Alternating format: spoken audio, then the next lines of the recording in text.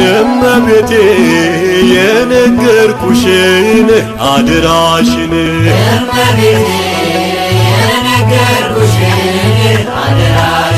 የአምላክ እናት የነገርኩሽን አድራሽን